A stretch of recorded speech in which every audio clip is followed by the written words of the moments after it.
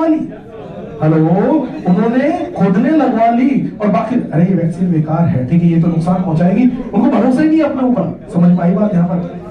वो सारी चीजें कहां से चली थी? बाहर से।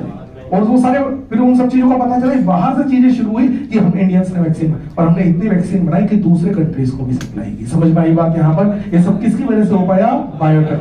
कि हमने कभी आज तक नहीं, साइंटिस्टों ने किया। समझ में आई बात? मैं पॉलिटिकल बात नहीं करूंगा, लेकिन ध्यान से सुनिए।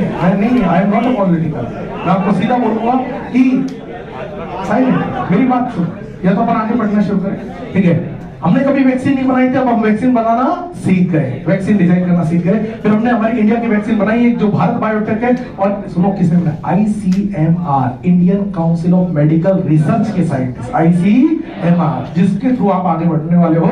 ICMR के जो साइंटिस्ट है उन्होंने भारत बायोटेक के साथ मिलकर वैक्सीन बनाई। तो ये पहली बार हुआ, ये पहली बार हुआ। अब हम वैक्सीन खुद भी बना सकते हैं, अब किसी के ऊपर हमारी डिपेंडेंसी नहीं है। अब हमारे ऊपर किसी की डिपेंड, हम हमारे दूसरे के ऊपर डिपेंडेंसी। तो पहली बार, तो ये तो एक एग्जांपल हुआ। दूसरा, बायोटेक के आने से पहले हमने कभी सोचा भी नहीं था कोई जेनेटिकल डिजीज को ट्रीट करने के बारे में अपन सोचे। ऐसे पॉसिबिलिटी नहीं थी कि हम जेनेटिकल बीमारी जो है उसको अपन ट्रीट कर सके। लेकिन ठीक है, जब बायोटेक्नोलॉजी आती है तो यानी कि जीन थेरेपी आती है। क्या आती है? Gene therapy. तो इस बायोटेक्नोलॉजी के आने के बाद आज के टाइम हम कुछ जेनेटिकल डिसऑर्डर को ट्रीट करने के बारे में सोच सकते हैं, लेकिन पहले ऐसा कोई संभावना नहीं थी। दूसरी बात, तीसरा पार्ट जो है मेडिकल साइंस में है, अभी मैं एग्रीकल्चर फील्ड की तो बात ही नहीं कर रहा।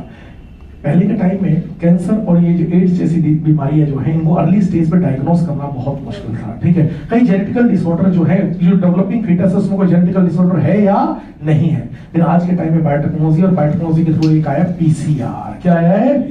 PCR से आप अर्ली स्टेज पे पैथोजन की पहचान कर सकते हैं। इस HIV की, इस कैंसर की आप अर्ली स्टेज में पहचान कर सकते हैं। कोई डेवलपिंग फीटस है, कौन डेवलपिंग फीटस है, उस डेवलपिंग फीटस में कोई जेनेटिकल बीमारी तो